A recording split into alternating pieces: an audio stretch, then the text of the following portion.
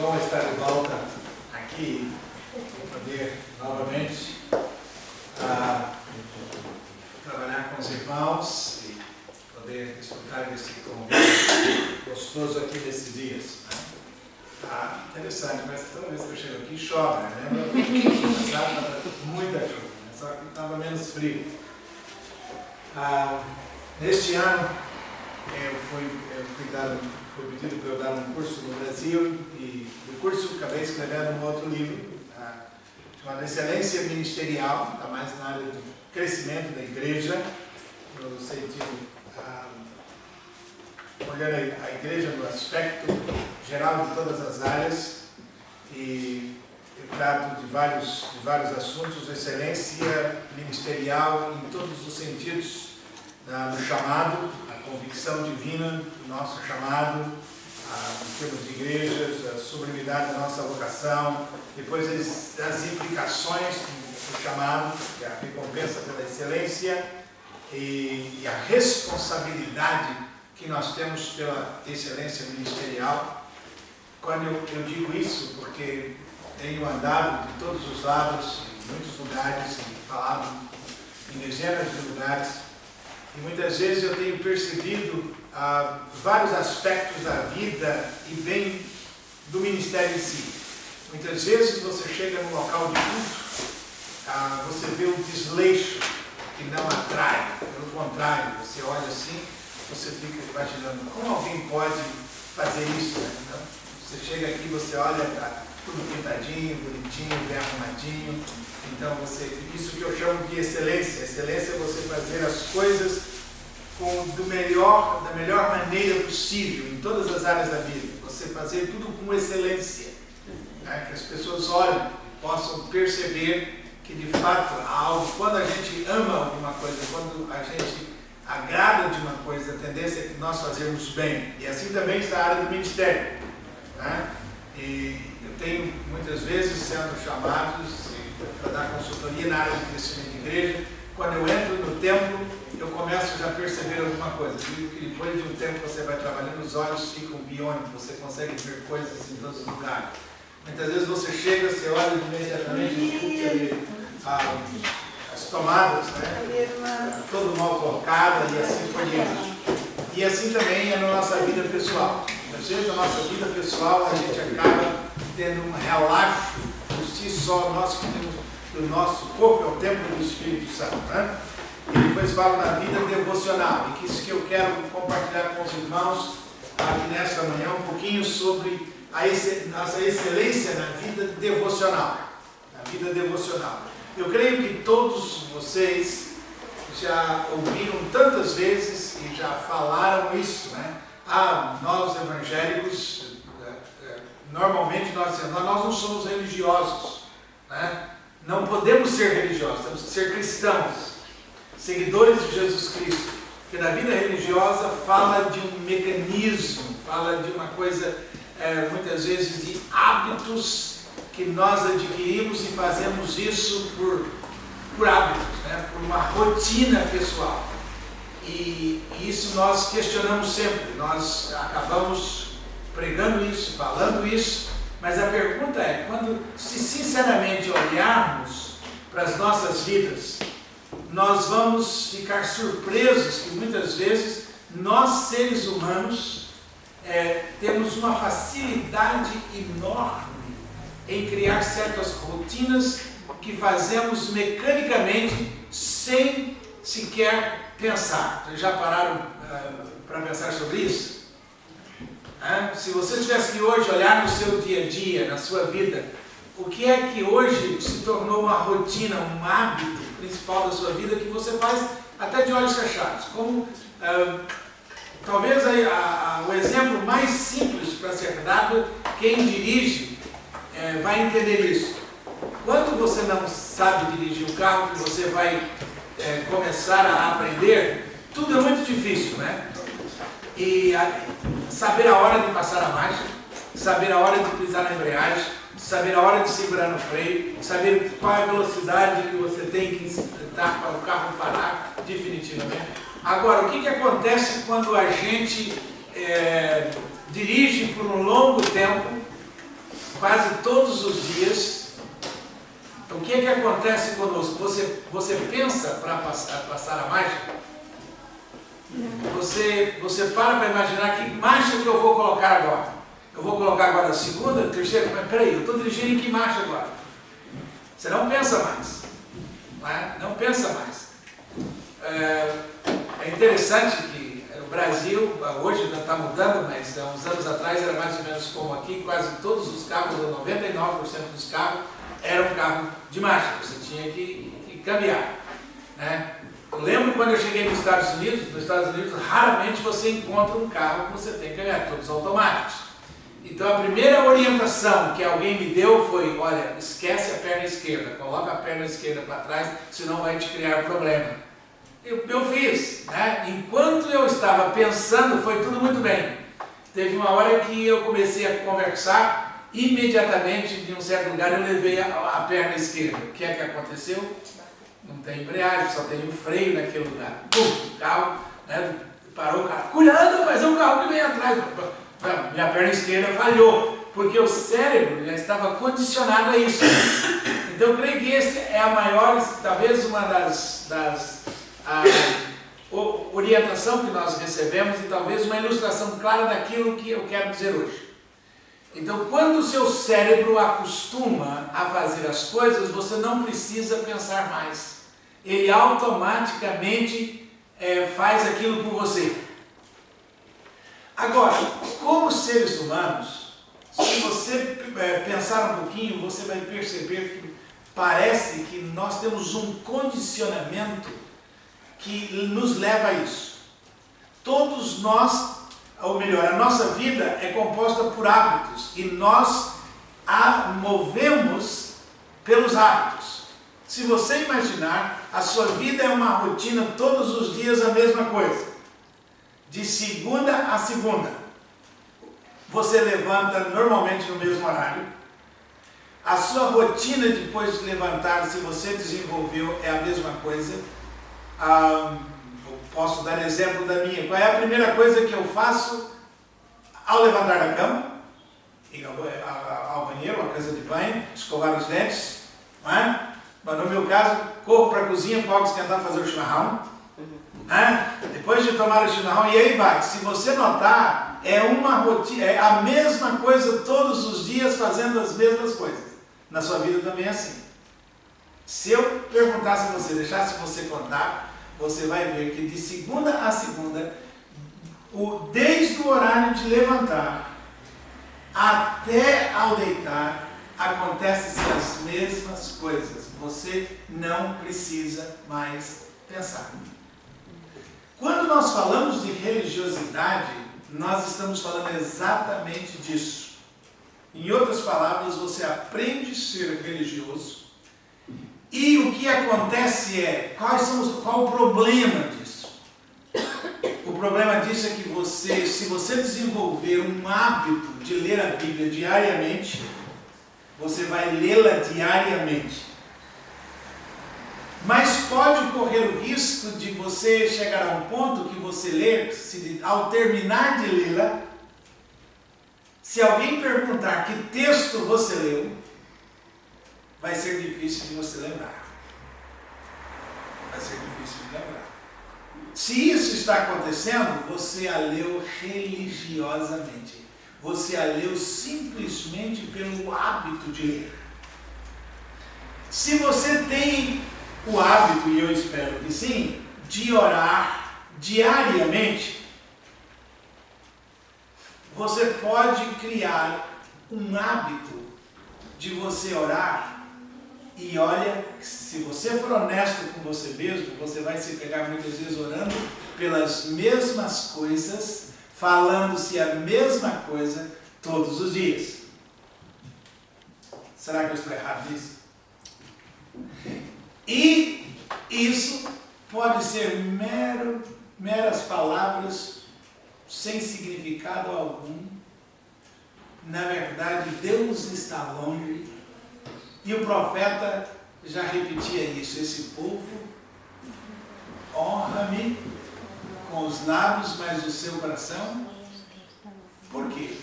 Porque você acostumou a falar. e assim por diante. Quando eu falo sobre excelência na vida ministerial, ou melhor aqui, na vida devocional, que eu quero conversar um pouquinho com vocês nesses 25, 30 minutos, e que eu trato neste livro, primeiro, nós devemos sim criar hábitos. Aliás, os psicólogos dizem que nós não conseguimos acabar com hábitos, ou nós não conseguimos desfazer disso, eles terão que ser substituídos por outros. Exatamente por causa disso.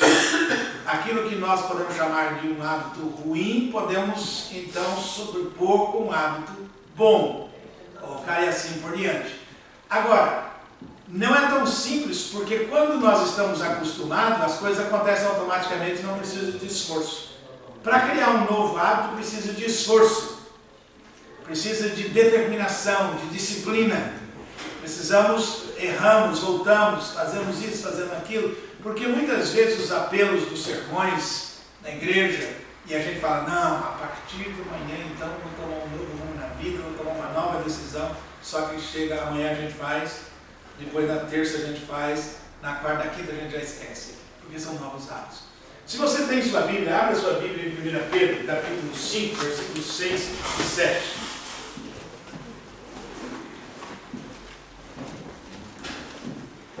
1 Pedro, primeira carta de Pedro, capítulo 5, versículos 6 e 7.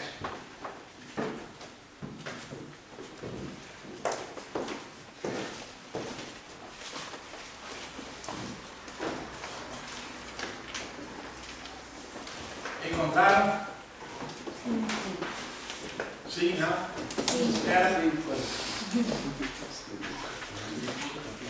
Veja lá, a minha Bíblia diz, portanto, humilhem-se debaixo da poderosa mão de Deus, para que Ele os exalte no seu tempo devido. Lancem sobre Ele toda a sua ansiedade, porque Ele tem cuidado de vocês. Sua Bíblia diz isso ou diz diferente? Quem tem uma tradução diferente? Humilhai-vos. Diga lá, irmão, leia lá.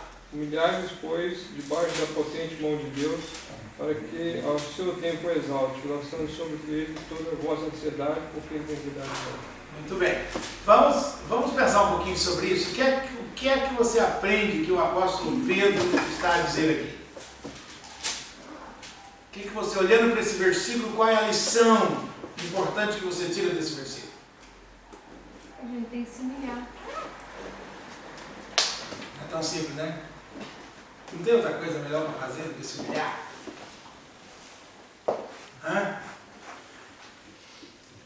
O que mais? Lançar as ansiedades. Quem aqui já não enfrentou ansiedade na vida? Talvez eu podia dizer, quem aqui não está ansioso? E na verdade a ansiedade pode ser criada por uma série de fatores. A ansiedade, até certo ponto, ela não é ruim. Acho que muitas vezes nós exageramos quando pensamos que a gente olha para uma série de circunstâncias da vida e a gente fica, puxa, não, o cara está ansioso demais. Não, certas preocupações, elas não são pecaminosas. Porque se você não tiver certas preocupações, pode ocorrer de você ser um cara sem responsabilidade alguma. Concorda comigo? Por exemplo, no período que nós estamos vivendo com essa crise mundial, que nós estamos enfrentando a crise mundial, né, que estamos aí, pessoas perdendo emprego, as notícias correndo por todos os lados. Quem aqui não tem uma preocupação de perder o emprego, por exemplo? Agora, por que é que a preocupação em perder o emprego? Porque tem família para tratar, tem contas para pagar, etc. Então, essas são as preocupações normais. Seria talvez, a falta de responsabilidade nossa, né, vivermos ao léu, né, ao vento, por onde o vento sopra, nos leva de um lado para o outro. Não, mas quando o apóstolo Pedro fala de ansiedade, é aquela preocupação excessiva que nós temos de que nós somos, nós que devemos cuidar de nós mesmos e esquecemos de que temos um Deus que está superior, acima de todas as coisas, um Deus que fez promessas, um Deus que nós podemos crer, nós podemos confiar nele e nós podemos caminhar com os nossos olhos colocados nele e podemos ouvir dele as orientações para a vida. Agora, quando eu digo ouvir dele as orientações para a vida, como é que nós conseguimos ouvir Deus? Que é como nós cristãos precisamos fazer para ouvir Deus em meio às circunstâncias da vida. De dizer, olha, a sua vida é composta por decisões e escolhas diariamente, não é? Quantas dessas escolhas que você faz e quantas dessas decisões que você toma que você pode dizer com certeza, essa é da vontade de Deus, este é o caminho pelo qual Deus está me conduzindo e eu sei que aqui, mesmo que eu passe pelas dificuldades da vida, mesmo que eu enfrente as barreiras e lutas e provações, mas esse é o caminho, porque esse é o caminho pelo qual Deus está me conduzindo. Deixa eu dizer uma coisa aqui que talvez pode chocar. Diferentemente de muitos evangelhos pregados por aí, de que aqueles que confiam em Deus, de que aqueles que ouvem a vontade de Deus, daqueles que caminham pelos caminhos do Senhor, daqueles que tomam decisões e escolhas baseadas no que Deus disse, então esse não vai enfrentar problema algum. Você não vai enfrentar dificuldades algumas. Não é verdade. Não é verdade. Parece até estranho, mas muitas vezes o caminho pelo qual Deus nos conduz, as decisões pelas quais Deus nos leva a tomar, leva-nos a enfrentar dificuldades e lutas. Tem um cântico que nós cantamos, muitas igrejas cantam, e eu já cantei muito, mas não concordo com ele, que acho que ele tem um erro teológico tremendo. É aquele cântico que diz que se Deus não abrir o mar, eu vou andar por sobre as águas. Não é verdade. Se Deus não abrir o mar, você vai afundar mesmo. E você pode afundar sendo vontade de Deus. Quando Deus tira Moisés do Egito e manda para o deserto, não era da vontade de Deus que ele fosse para o deserto para aprender as lições do deserto, a fim de ser treinado para conduzir o povo pelo deserto. Você acha que Moisés não enfrentou dificuldades saindo do palácio do rei, aonde ele foi criado como filho, para enfrentar a vida no deserto? Tenho certeza que ele chorou muitas vezes. Ele enfrentou luta. Se você ler o capítulo 11 de Hebreus, você vai descobrir que muitos foram cerrados pelo meio, muitos foram mortos, outros não conseguiram nem atingir, nem tomar posse da promessa, e esta era a vontade de Deus para a vida deles. A vontade de Deus para Jesus Cristo levou a cruz. Foi ou não foi? Foi. Interessante. Morte de cruz era a vontade de Deus. E sabe o que é pior? Jesus lá no Getsemane orou para que, se fosse possível, que Deus o removesse de lá, e Deus não respondeu, né? Deus se calou, porque era da vontade de Deus. Então, queridos, nós temos que tomar cuidado com isso. Agora, para que nós saibamos qual é a vontade de Deus, mesmo que a vontade de Deus leva-me a ter que sair da minha zona de conforto e me lançar ao desconhecido, mesmo que a vontade de Deus seja aquela descrita em Atos dos Apóstolos, quando o Senhor disse a Paulo que ele teria que ir para Jerusalém, e todos os profetas e pessoas tentando dissuadi-lo de ir a Jerusalém, porque lá ele ia enfrentar cadeias, perseguições e etc. E mesmo que ele teve que responder asperamente, dizendo: eu estou preparado não só para sofrer, não só para ser perseguido, mas para morrer.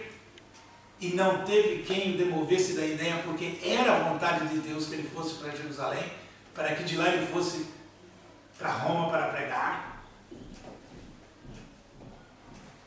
Mas nós precisamos desenvolver em nossas vidas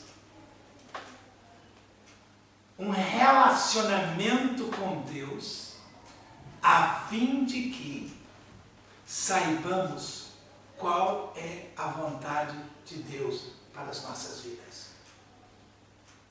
Para isso, queridos, precisamos tomar algumas decisões. A primeira delas: se eu não desenvolver um relacionamento com Deus, eu não vou conhecê-lo como de fato Ele é. Assim a nossa vida também. Se eu não desenvolver um relacionamento com as pessoas, eu não consigo conhecê-las. Não é verdade? O que eu estou a dizer é o seguinte: há 8 anos atrás, que nós nos conhecemos, 8, 9 anos atrás, quando a primeira vez eu encontrei Alex lá na Noruega, eu tinha um conhecimento de Alex. Agora, a nossa convivência, nosso relacionamento nesses 8 anos me levou a conhecer o Alex de uma forma diferente. Quem sabe, logo depois do meu primeiro encontro com o Alex lá na Noruega, eu podia dizer, se alguém perguntasse: eu conheço o Alex. Ah, você conhece? Bom, quem é? Não, Alex é um missionário que está na Noruega. Mas me fala mais, Alex. De onde o Alex é do Brasil? Não sei. Não deu tempo de saber. Mas se eu me encontrasse com o Alex novamente, eu iria conhecê-lo, saber que esse era o Alex. É ou não é? Agora, nesses 8 anos de convivência, o que é que ocorreu? Hoje, não só posso falar de onde o Alex vem, do Brasil, da família dele, como posso contar até traços da sua personalidade. Isso se deu através da convivência, do relacionamento. Assim também, nós devemos desenvolver um relacionamento com Deus, para que nós consigamos distinguir a voz de Deus entre as centenas e milhares de vozes que gritam diariamente em nossos ouvidos. Há milhares de vozes. Como é que nós consigamos distinguir, saber quando é a voz de Deus ou não? Se nós não desenvolvermos um relacionamento com Ele, a ponto de que, quando Ele falar, a voz dele é realmente diferente de todas as outras vozes, eu vou continuar caindo no mesmo erro. Para isso, queridos, eu preciso tomar umas decisões na vida.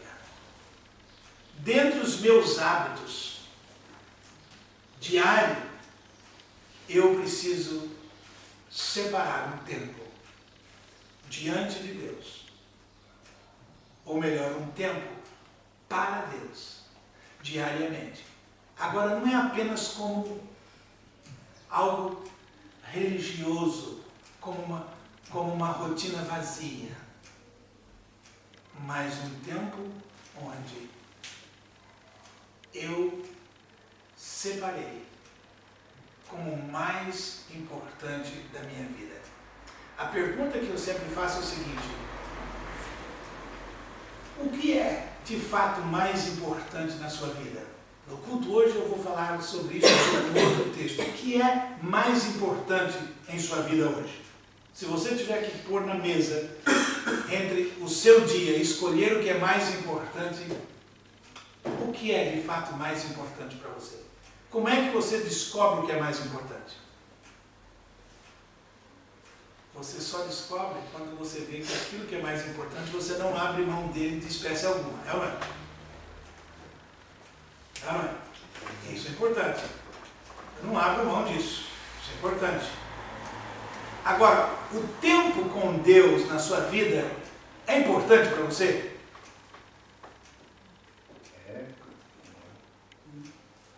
De fato é importante. Agora, ele tem sido negociado.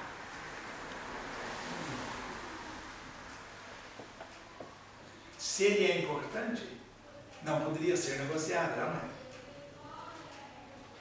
Agora, quem aqui,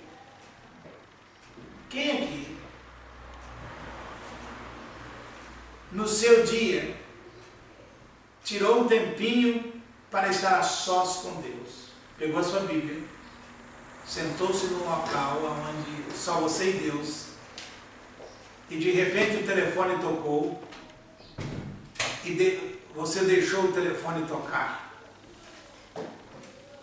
porque você disse não. O tempo com Deus realmente é mais importante para mim. Pode tocar lá, duvido. Muitos, sabe o que acontece?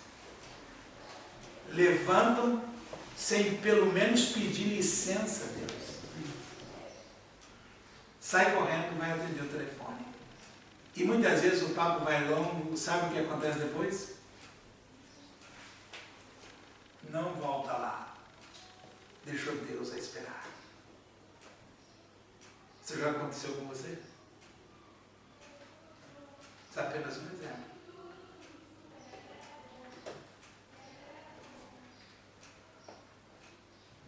Então nós temos que tomar decisões na vida cristã. Nós temos que responder para nós mesmos diariamente. Tempo com Deus, ele é importante para que eu desenvolva meu relacionamento com Deus a fim de saber de Deus quais são as decisões e as escolhas certas para a minha vida, para que eu descubra o propósito dele para a minha vida, a fim de que eu viva a minha vida e glorifique a Deus. Se é importante, então ele precisa estar na nossa agenda diária de trabalho. Então você precisa dizer a você mesmo, entre as 24 horas que você tem, qual é ou quanto tempo, dentro dessas 24 horas que você tem no dia que ele te deu, que de fato, esse aqui, Senhor, é o tempo que eu vou ter contigo. Quem aqui é casado? Quantos casados nós temos aqui? Quantos? Quase todos, né?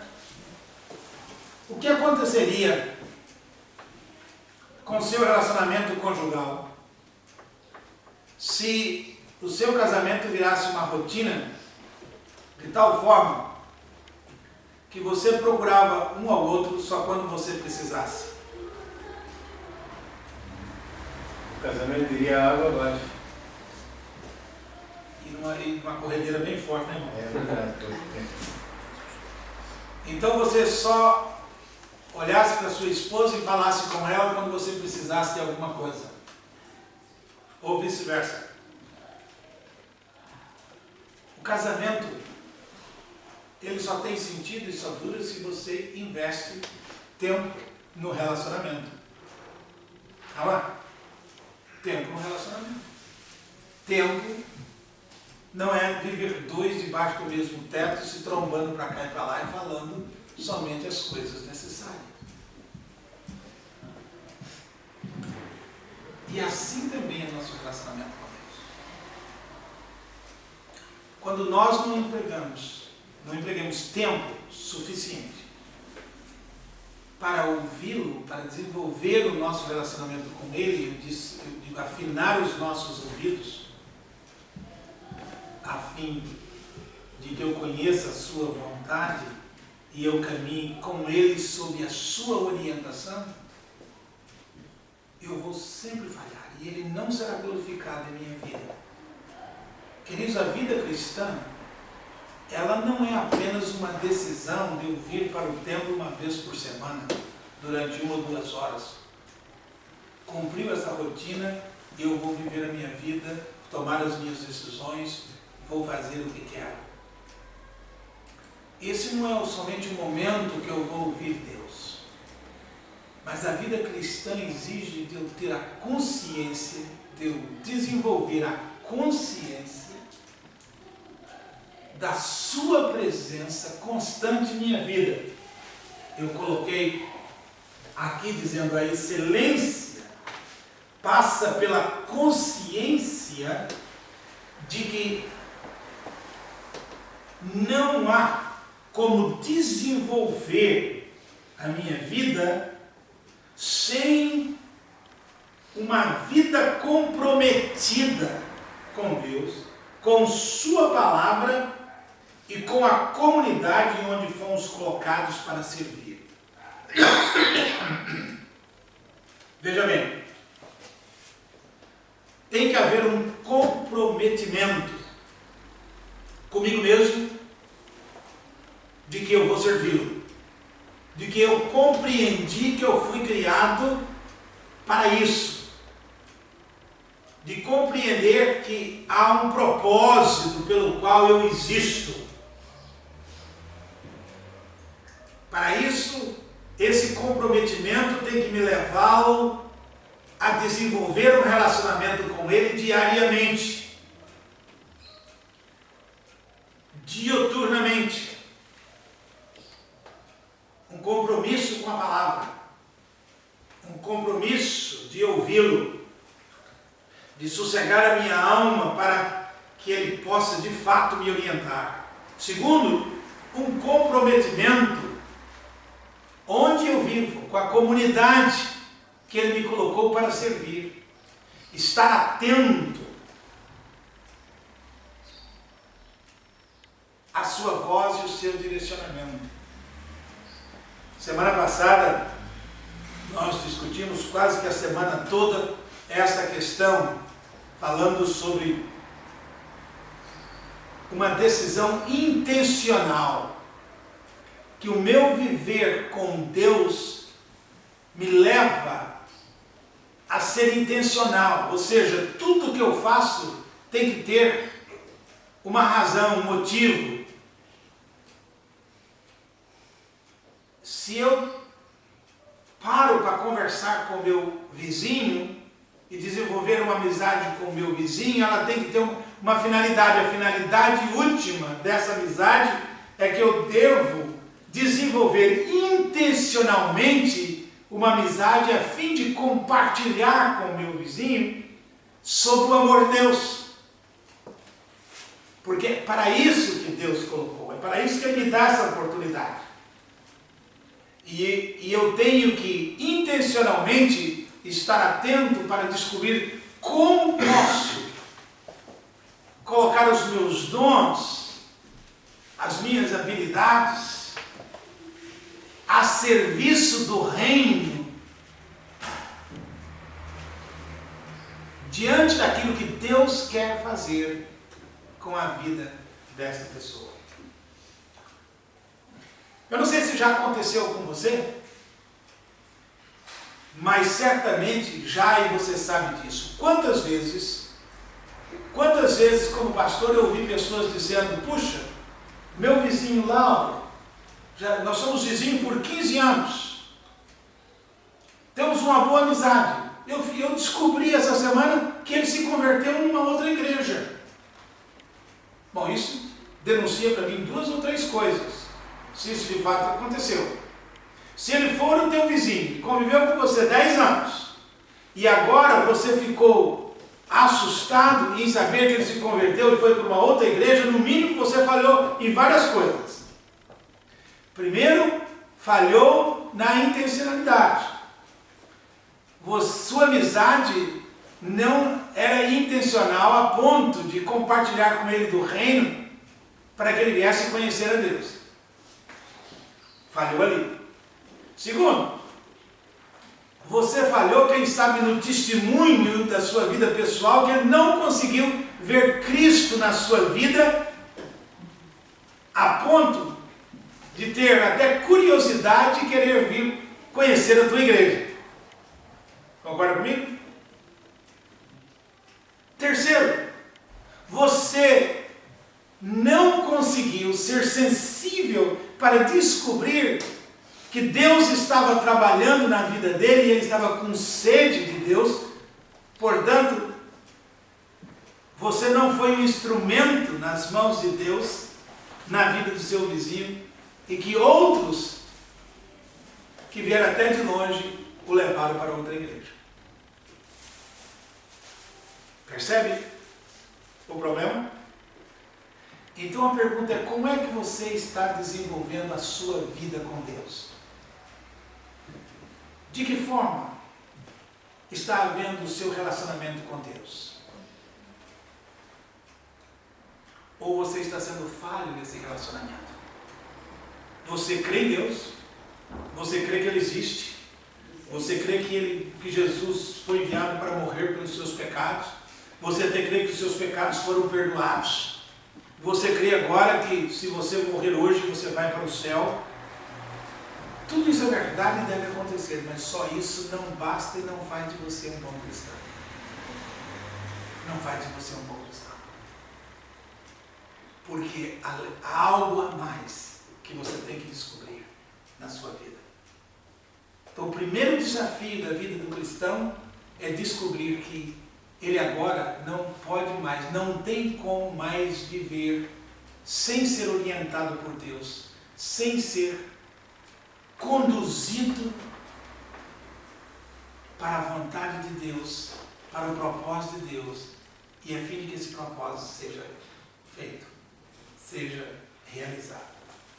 Para isso acontecer, precisa esforço e tomada de decisão da sua parte. Rever os seus hábitos, rever a sua rotina diária, e que entre os seus hábitos e a sua rotina diária esteja um tempo de qualidade, de forma intencional, aonde você vai desenvolver esse relacionamento com Deus para conhecê-lo, e conhecendo você vai conhecer a vontade dele para a sua vida, o propósito dele para a sua vida, e a sua vida será conduzida para a glória dele. Essa é a realidade. A segunda coisa, se você fizer isso, você vai desenvolver então o conhecimento a respeito de você mesmo, vai conhecer a si mesmo, as suas áreas as áreas da sua vida que precisam ser trabalhadas, suas fraquezas que precisam ser vencidas, os seus hábitos que precisam ser mudados. E agora você passa a ser um instrumento nas mãos dele, para que através de você a vontade dele seja feita não só na sua vida, mas também na comunidade que você mora e na igreja que você participa. Sem isso, queridos, a vida passa a ser uma religiosidade como outra qualquer. A única diferença entre uma vida desse jeito e de outros religiosos é o nome da igreja que muda. Somente isso. Mas se você pegar uma vida de qualquer outro local, de qualquer outra comunidade diferente e comparar com a sua, não vai ter diferença alguma. E o que nos define como cristão não é a doutrina, aquilo que cremos, mas é a qualidade de vida com Deus que temos. Aquilo que cremos tem que fazer diferença na nossa vida pessoal. Caso contrário, tudo isso é vão. Nada disso vai fazer diferença. Eu acho que mais 2 minutos, no tempo que nós temos para orar, né? Então, lembre-se disso. A excelência passa pela consciência de que não há como desenvolver a nossa vida sem ser comprometida com Deus, com a palavra de Deus e com a comunidade aonde se Deus nos convida a trabalhar com Ele nesse sentido. Então, eu escrevi um folhetinho, depois se o Alex quiser passar para vocês, nesse folheto o que eu faço é orientar as pessoas nessa vida devocional. Cada vez que eu falo disso, a pergunta que surge é: Mas como eu faço isso? De que forma? Então eu desenvolvi um folhetinho que eu chamo de 20, 20, 20. 20, 20, 20. Então, que eu oriento as pessoas a passar 20 minutos lendo as Escrituras, nesse tempo que você separou para com Deus dentro das 24 horas do dia. Depois, 20 minutos meditando e revendo no texto que você leu, as coisas que te chamaram a atenção, muitas vezes hábitos que precisam ser revistos, algumas verdades que me saltam aos olhos que eu preciso colocar em práticas, algum ensinamento que eu aprendi daquele texto e assim por diante. Aí depois 20 minutos orando, aonde então eu vou orar o texto, aquilo que eu aprendi diante de Deus, ou me leva a pedir perdão por algumas falhas, ou leva-me a pedir a misericórdia de Deus, a fim de que eu possa vencer os meus hábitos, para que eu possa obedecer o que Ele acaba de dizer. No texto em que lemos, nesse caso, se eu descobrir então que a minha ansiedade, ela demonstra uma falta de fé no cuidado que Deus tem para a minha vida, pelo fato de não conhecer a sua vontade para a minha vida, me leva-me a pedir que o Senhor me ajude a vencer a ansiedade. Então eu chamo de 20, 20, 20. 20 minutos lendo, 20 minutos pensando e meditando naquilo que aprendi, naquilo que li, e 20 minutos orando dessa forma. Então está aqui a chave para você, se você quiser fazer daqui para frente.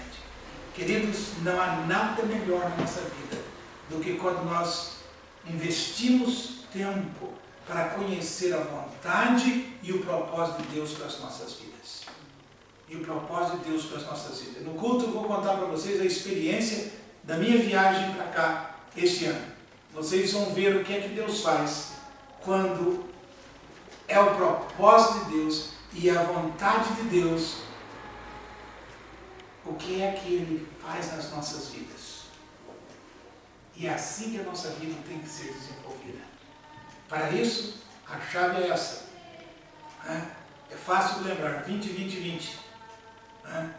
20, 20, 20. Então, 20 minutos lendo, 20 minutos pensando e meditando naquilo que acabamos de ver, tomando nota daquilo que o texto nos orienta, do que o texto nos ensina, e 20 minutos orando ao Senhor mediante aquilo que temos lido. E esse é o segredo, o grande segredo da vida cristã. Se você quiser saber mais, eu trouxe alguns livros, depois você pode pegar aqui, o Alex pode falar sobre isso depois.